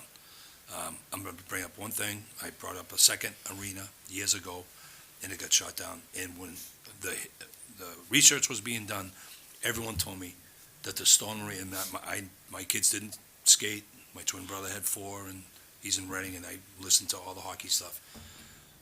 But it was amazing when everyone said, Stoneham has the best located rink in the state. You have 128 there, you have 93 here. Well, that's just hockey. Look at all the businesses. We're right outside of Boston. We're 9 miles outside of Boston. We have 128. How many towns have 2 highways abutting their town, like we do?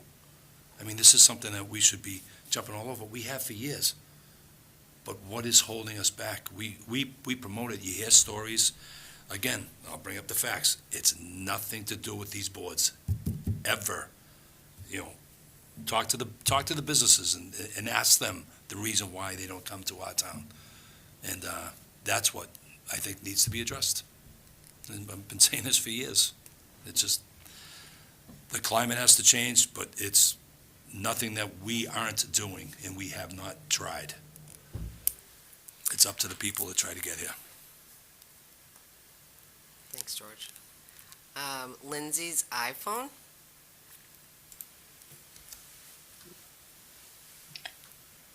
Hi, Lindsay Laughlin. I'm at 4 Hampton here in Stoneham. First of all, I just want to say thank you for all the hard work on this. I've been listening, trying to listen in, and all of this feels very, very difficult. I would just love to hear more about what the select board's kind of what the vision is for Stoneham, especially as it pertains to this comment I keep hearing about. Stoneham sort of has decided at some point to be a bedroom community. I think that while I think Stoneham is a bedroom community, but I think that it needs to be kind of really fleshed out a little bit more, because if you're a bedroom community, that kind of means that people just sleep here, but they're commuting out of the area to go to work. And that means that there's not a lot of big or medium-sized businesses here in town. So kind of like taking that a step further, that would kind of mean to me that your residential tax rates need to actually be kind of on the high side. And Stoneham has pretty low residential taxes. So I just kind of want to validate that piece of the vision for Stoneham as kind of just, is it truly a bedroom community based on that? Thanks. Thank you. Good question. I don't know how to answer that without being a little bit blunt. If you look at a map in the town of Stoneham, our commercial corridor, if you will, is Main Street, and that's it. Everybody else, it's residential. So I agree with your point, and you make a really good point. Like, if we're going to stay that way, then the town needs to support that living. So I don't want to say that we're not looking at commercial, because we are. But commercial doesn't really run this town. It's the residents' tax base that runs the town, in all honesty. Commercial's great. It's a great bump, but it's not what we depend on for our budget. So I hope that kind of answers your question, if I said that all right. There have been a series of project proposals over decades where town meeting, not necessarily the select board or any board, but, things like town meeting or other oversight groups voted against things, and that's the difference between Stoneham and Woburn.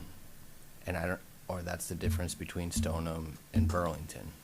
Like, if you look at, just pull up Woburn zoning map, and you can see what it looks like in terms of what's allowed and the density and how much of Woburn it takes up. That was a decision made through decades of Woburn's history, just like a series of decisions have been made through all of Stoneham's history. And it's just, that's where that kind of came from. Are there any more questions online? If not, I think we're gonna close down the public comment part. And, oh, wait, Corrine. Go ahead, Corrine. Hi, sorry. I just wanted to ask a follow-up question to what Dennis just said. The town clerk on Saturday, she said that the number of people who show up for votes on non-election years, non-presidential election years is what, 7 to 10%?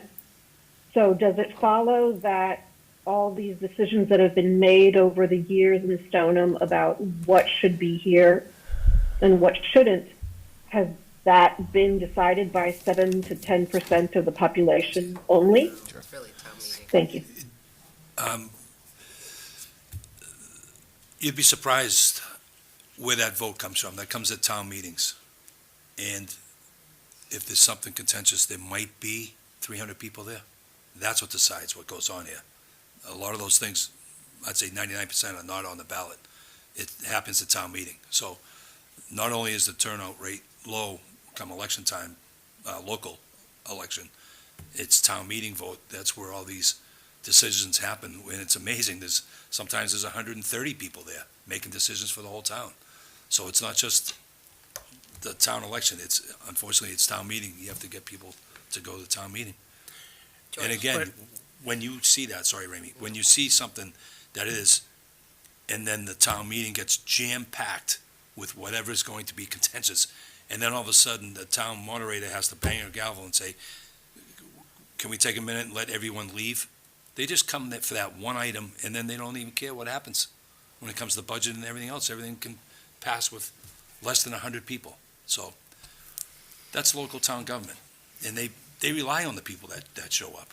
I mean, the people that show up there, I'm not saying that the others aren't vested, but some people are more vested. That look what's happening now within the past few months. Our meetings are crowded. School committee's crowded. On screen, in person. We had a meeting here when the whole room was filled. First time in God knows how long. So that's the reality of local government. And sometimes it's tough, but that's actually what happens. I just want to add on to that.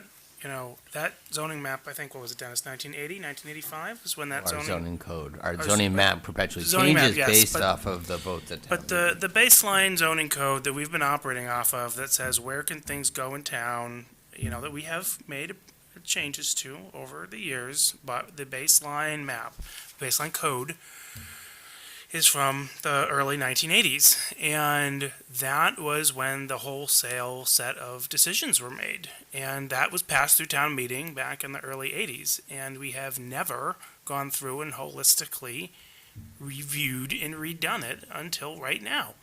And you can imagine that a lot has changed in the last 40 years. And so, you know, that is why there's going to be a robust public process about what should we look like. We probably look a lot different. We have a lot of different things going on in town than we did back then.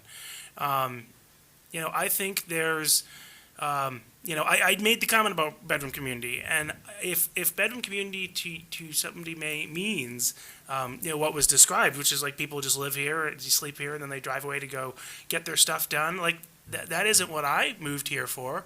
You know, what I moved here for is that I liked, you know, living here, and I liked being able to shop here and go to restaurants here and do things here. I mean, I love that. I want a downtown that has more things in it that people can do, and I like a downtown where people can live there and go downstairs and go to a restaurant. I like more businesses in our, you know, along 28 and more services that people can go to. I think that's a really, those are places that are exciting to live, and they're fun to go to, and you get more, you know, things to explore and find, and little shops and little restaurants. I mean, that's like the cool stuff that makes your life fun. And provides employment and provides good tax base, you know, to bring it back to this conversation. And so that's going to be a really interesting and fun conversation that we get to have about, you know, what are we doing in this town? And I think, you know, a vision in this town that says we want to be a prosperous town. We want to be a really great place for people to live, but they also have places to go and things to do. And there are places in this town set aside for work and employment. I think those are really important things, and we shouldn't just be a one-trick pony. We should be a place where you can do everything. Because to George's point, we're in a great spot, and we should not be losing that advantage or not utilizing it to its fullest. So I think we stop have talking to, about yes, zoning we now. have to be careful because we can't have this turn into a zoning debate because zoning's not on the agenda, right? So if we're tying it to a 5-year fiscal forecast and what that means, maybe that's within the bounds, but we're talking about the question. And Corinne, did you have the follow-up to it? Okay, go ahead.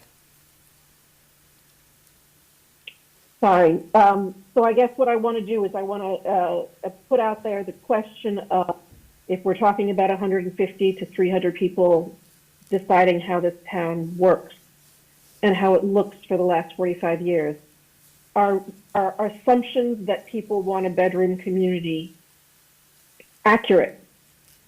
I'd love to know if we can find out what people do want and what they're willing to pay for from that perspective, which brings me back to my original comment about communication and trying to get more feedback from letting people know what's going on so they can learn and give feedback. And so that's what Tim was trying to answer. Yeah, there will definitely be public feedback to find out how are people feeling about where we're at and where we should go. I have, Can I just add one thing to answer for Corinne as well, that it is something that we have proactively tried to gather data from our community, right? Particularly when we were in the pandemic and we were getting these federal and state funds, right? We were doing surveys out across the community saying, where are your priorities? Where are the places that you want us to invest as a town? And I think not surprisingly, the top things were public safety, infrastructure of our buildings and our streets and our roads and our education. And so that's why even this conversation comes down to those kind of key factors, because we know that that's what we hear over and over again. And then the other thing, I just wanted,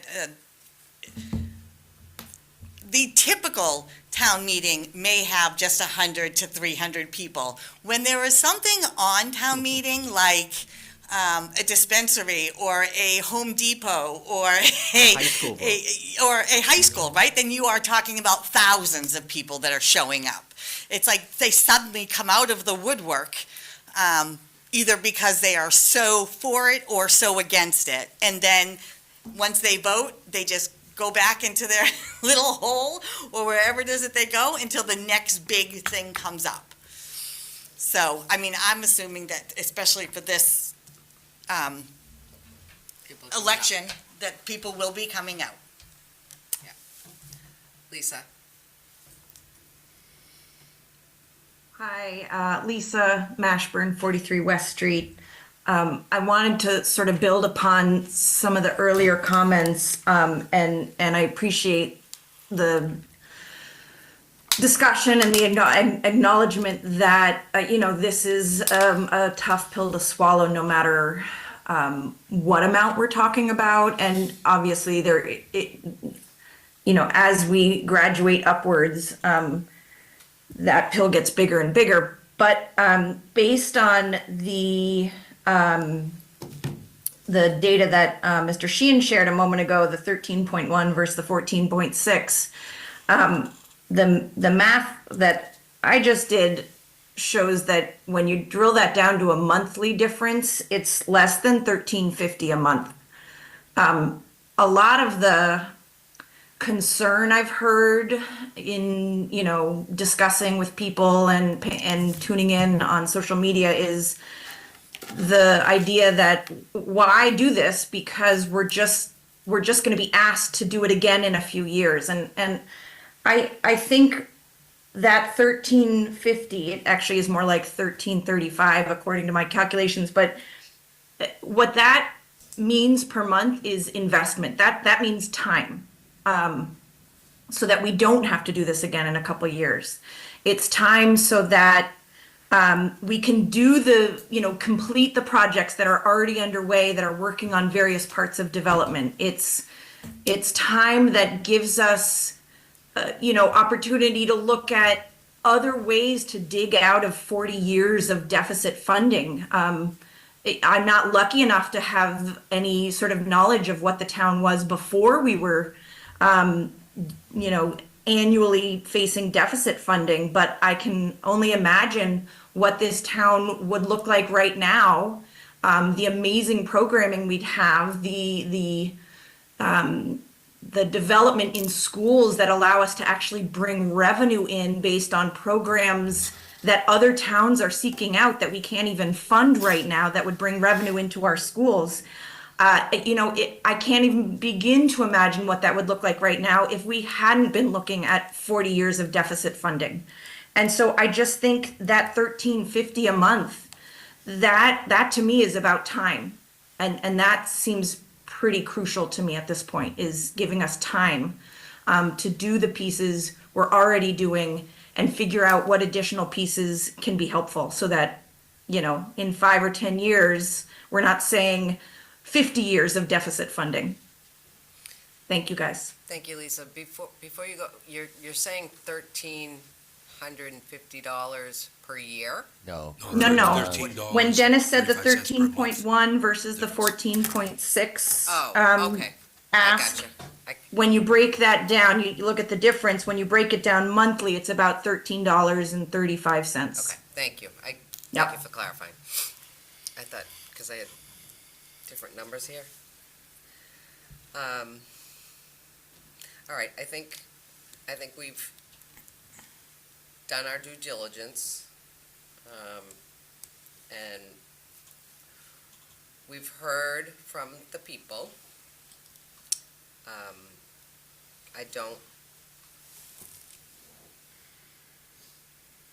I, like the rest, don't want to be back here for a long time. So, based on what you've heard tonight and what Dennis has presented, has any of this changed your mind from a number that you were at?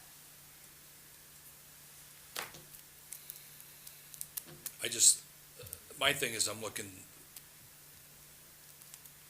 at the future with Dennis with the retirement. You said that's gonna opening up a few $1 million.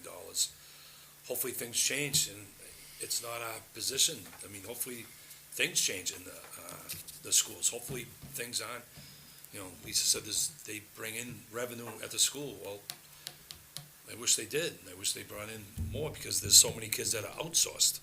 How do you stop the outsourcing? I mean, that to me, the weight and whether it's mandated by the state, and we argue that, shame on them for not funding it.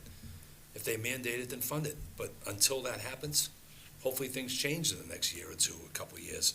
But in the meantime, I think just feeling the pulse and how things, the history of this town, I can't see going with the higher number. I know it's only $13.35 a month. It doesn't sound like much, but I remember when it was, like Linda said, it was a pizza a month for $3 million. It was unbelievable. And that got, I'm just looking for having a number pass for this override. That's all. Yeah. We just need a number that's gonna pass, and hopefully things come to fruition and more monies come in from the state, from programs changing or something. I have to say, we talk about the school side, they're gonna do rentals, the fields are gonna be, there is gonna be some revenue generating stuff happening. I agree. This override gives us time to plan. Hopefully stuff changes at the state level. Hopefully stuff changes at the federal level and we start seeing some increases back. And we can have that discussion then. Right now, for me, it's about, again, I feel like you, George, because the town has never passed an override, but I feel a little different this year. I feel there is a different conversation happening, and I think there's a different appetite for this override. Based on feedback, presentations, and the discussions we've had, I would go with the higher number of 14. What'd you say, 14.6? It's a risk, but at the same time, we could say 12 and that couldn't pass. One number, throw it out there. If it passes, it passes. If it fails, we will see you in 6 months for another try at this or something. Not with that. I don't know. Not with that amount. That's years. No, she's saying if it fails. Oh, I'm if saying it fails. if it Oh, fails. if it fails, oh my God. If it fails, If it fails, people are, it's gonna change No, it's gonna change something. it's gonna change Big time. this town. Yep. Big time. Yep. And, I don't want to go down that road. I don't want to know. It'll be decimating. Deficit funding is decimating. That's why the reason why I'm saying the lower number, it looks more. But that it's, we are but being- it's, I but get it's it, one but- number. right, It's, we could do 9.1 and level fund. Yep. But if we're gonna put one number out there, I guess I don't know, I would go with the higher number. And I can't make any motions, so. $1.6 million across 4 to 5 years. Right, like how much more or less would we be seeing between the 13 and the 14.6 over 4 years? Just.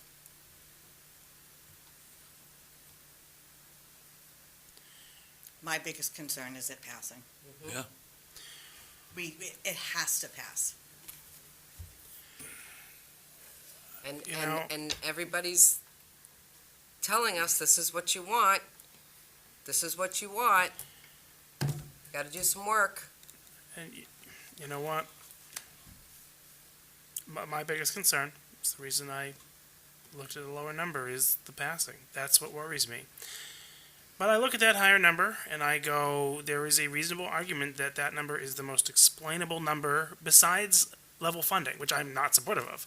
You know, you have two numbers that are very explainable. One is this number just keeps us where we are.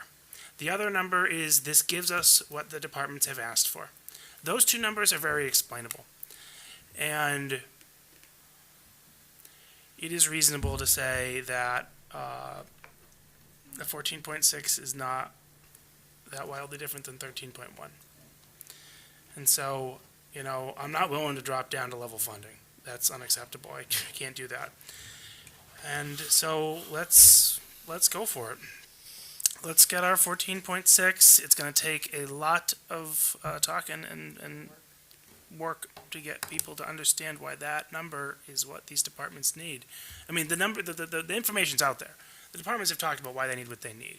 The question is, not everybody has seen that. But it's what these departments need to get the job done, and I'm willing to go along to do that. Hey, George, more discussion?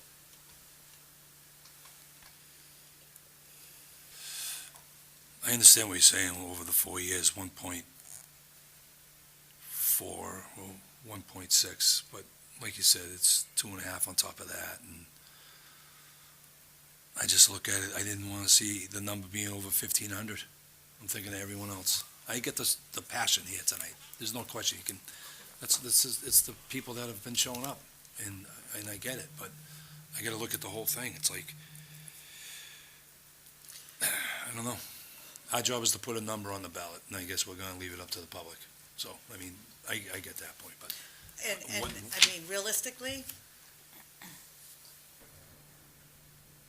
the majority of the feedback that we are hearing from people that have chosen to become involved in these conversations is overwhelmingly a yes, right? We have asked repeatedly for people that feel no, to please come out and have the conversation with us as to why they are a no.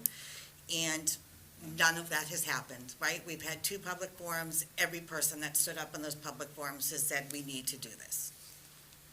Right? So we Yeah, can, yeah. No, you're right. you know, we can say, yeah, that we know the town of Stoneham and we know how we operate and, you know, how can we hedge our bets? But if we just look at the numbers and, you know, and who's involved, it is overwhelmingly, we need to do it.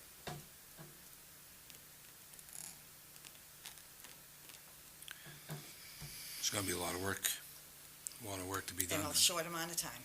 A lot of work to be done.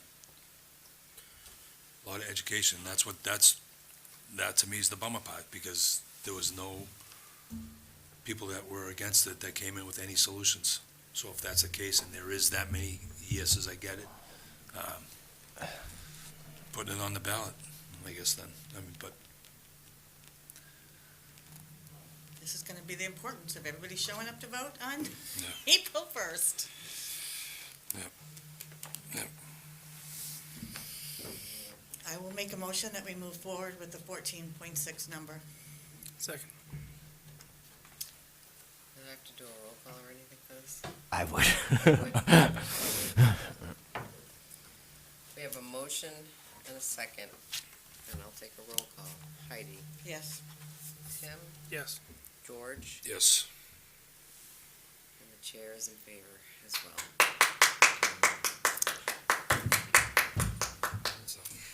And one It's- question, can we do that? Can I make a motion Oh, for yeah, a one single question. question on the Yeah, ballot? second. Oh, yes. Second. Hold on, just, Dennis, if we pull that up again. yeah. We do have a single question. A single question, general purposes is what I would like to make the motion for. The fewer words, the better. So I ran this by Attorney Galvin. I'd probably suggest any motion include minor modifications at the discretion of town attorney, and we'll notify you, but really, we would not plan on changing this. We would insert the 14.6 number. I think I spelled assess correctly, because the first time I spelled it, I spelled a different word. That would have been very inappropriate and not very productive to the conversation.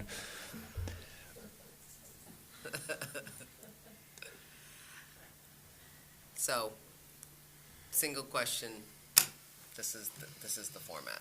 General purpose on the ballot with minor modification at discretion of town council. We would, even if we did, we'd probably come back and just tell you to have a virtual meeting, just so there's no question. Do you need another motion on this? Yes. Or vote on this? Okay.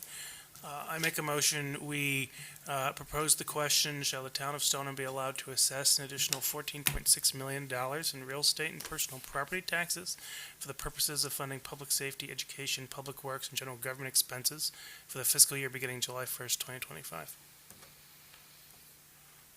Second. Heidi? Yes. Tim? Yes. George? Yes. And myself is in favor. And then the third vote I would make is, Sorry, excuse me, we had, April we had a wait, motion And on the board. Heidi's motion Oh, I had my was original, I outstanding. withdraw my You're motion gonna so that he withdraw, could do okay. his, yeah. Sorry.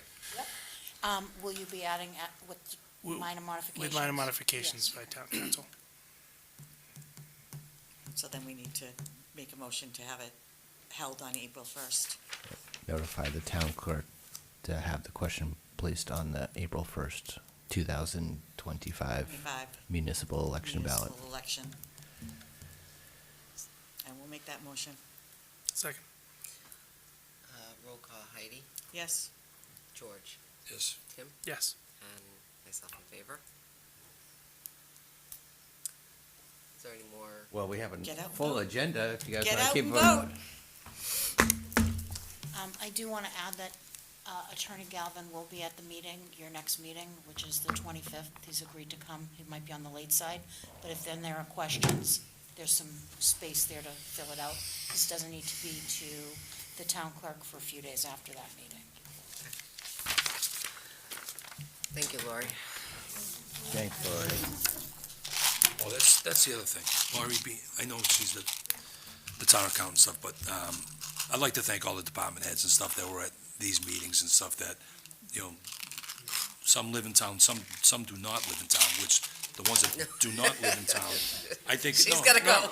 I know that, but I'm just saying, it goes a long way to the people, because we hear about it. We hear about the department heads that were there and weren't there. It does go a long way, and really appreciate it, Larry. And I know this is a budget thing, but even still, it's just nice seeing people on the weekends and at night, after hours. Thank you. And Lori's really been particularly tortured, because every time we try to make a change or some new piece of information comes along, we torture her even more, and then something else changes and we torture her even more. So And even now, every time she's getting up To leave. she Right. ends up Right, sitting right. back Just down, go. so you Go, need to get Lori, out go. the door. Run. Safe driving. Good night. Okay. I thank you all for having this very hard, long conversation. It was not easy, and the culmination of this past year and a half of work came down to this last hour and 15 minutes, or actually almost 2-hour conversation. So, I thank you members for I'm assuming that a lot of what you were showing tonight is already on the website, particularly kind of mapping out where the 14.6 came from, because I think that's going to be a, key conversation on where we're saying this money is going. Yeah, so obviously, this really stemmed from the feedback from the last public engagement session. Yep. The school committee hasn't had the opportunity to meet from that meeting until now, so we'll have to meet with the superintendent and probably the tri-chairs to talk about how to communicate this part forward, because this has added just a little layer of uncertainty for that piece of the equation. And I hope everyone understands that, Yeah. because everyone keeps on saying, we need to say what all these things are for, but now we've added a little layer of uncertainty, and we'll do our best to provide clarity in the coming days and weeks. But I think an important piece of it is, again, that we know that there is a certain amount that the schools definitively need to be able to continue to educate our kids, right? You are right, the additional amount that we are hoping is going to bring everything back, it is okay for that piece to me to be in a little bit of flux, as long as we're able to tell the story of it is helping the schools go a very long way, and you are getting A, B, C for the fire department, for the police, for DPW, because that's what we have continually heard, right? What am I getting for the money? So I do think we need to be able to actually show that on a sheet like you were showing, where that 14.6 came from, and this is what you're getting. And yes, there is a little bit of flux, but that is what we are targeting. And to see if the department heads can put it in a priority list type. Yeah. I think. Right, and You know what I'm saying? the only thing, I know, I'm gonna say it until I'm blue in my face, is just these things, this is what the voters of the town of Stoneham are gonna vote on. That's the authority. Oh, yeah, okay. It's like, Yeah. everyone also needs to understand that these aren't promises Yeah. for X, Y, Z. This is providing the flexibility to fund. these things. Right. So that's always gonna be the hard part of the narrative, but. Yeah. Can we get a unicorn? All right, we gotta move on. Finally. We Oh. have finally